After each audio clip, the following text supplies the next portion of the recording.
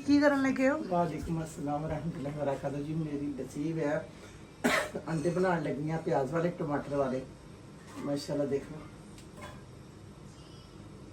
मैं एक अम्मी कोली तो पूरा साफ किता करो, एक प्याज कटिया, हाथ ना कर लिया करो। एक प्याज कटिया आहो पहले इस्तेमाल कर दी क्योंकि ज्यादा आए ना सेहत के लिए अच्छा नहीं होता। ਹੁਣ मैं ਇਹਨੂੰ फ्राई कर लगी हाँ, थोड़ा ਜਿਹਾ ब्राउन हो जाएगा ना तो फिर मैं टमाटर ਤੇ ਮਿਰਚਾਂ वगैरह डालूंगी।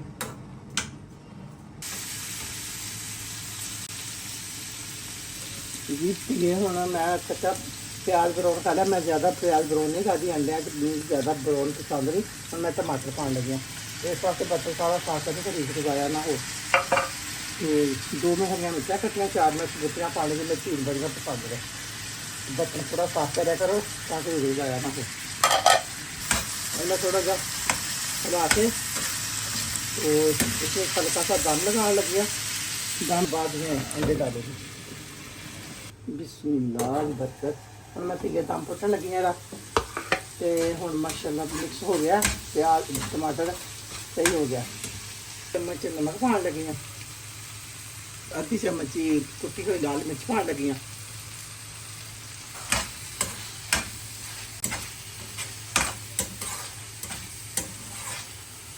देखना आंडे पाने लगे हैं।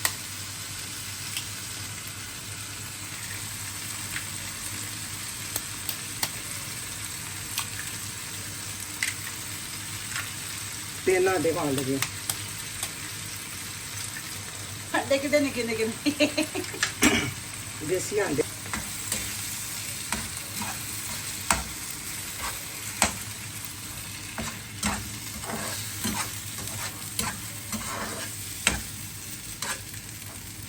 माशाल्लाह माशाल्लाह अंडे तैयार हो गया। बिस्मिल्लाह दी बरकत। मैं पुदीना ते धनिया खुशबू वास्ते जायके वास्ते थोड़ा जिहा उत्ते पाने लगी हाँ।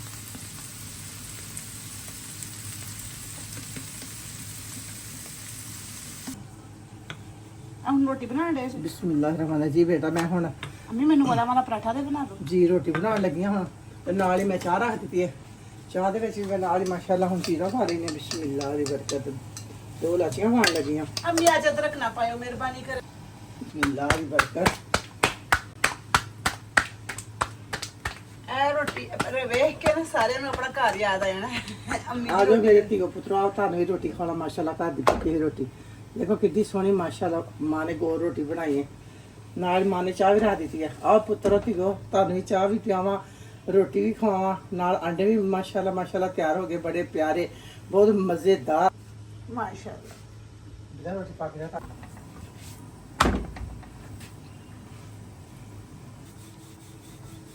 कितनी सोहनी रोटी पकन रही है।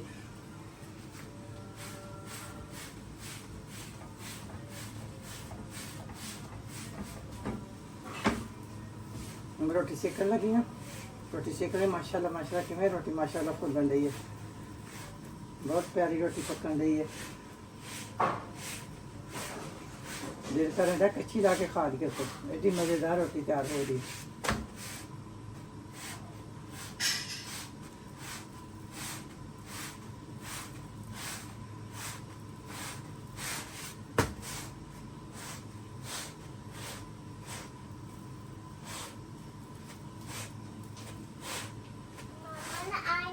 माशाल्लाह माशाल्लाह रोटी तैयार हो गई है। माशाल्लाह कितनी प्यारी रोटी बनाई माँ।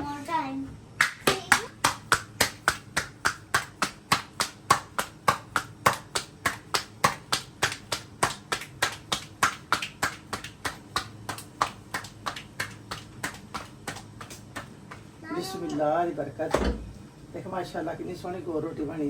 हम दुध पाने लगे हैं। बिस्मिल्लाह रहमान रहीम।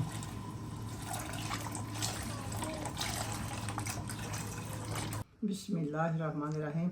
मेरे को धीए थले नहीं बैठा जाता तो मैं उत्ते बैठी हाँ जी। माशाल्लाह माशाल्लाह अंडे तैयार है, रोटी पकी है जे देखिए चाहे। अम्मी तुसी रोटी ते सालन रख के शौक ना खांदे? मुझे रोटी दे सारे रख के पुत्र खाना बड़ा अच्छा लगता, पसंद है मैनू।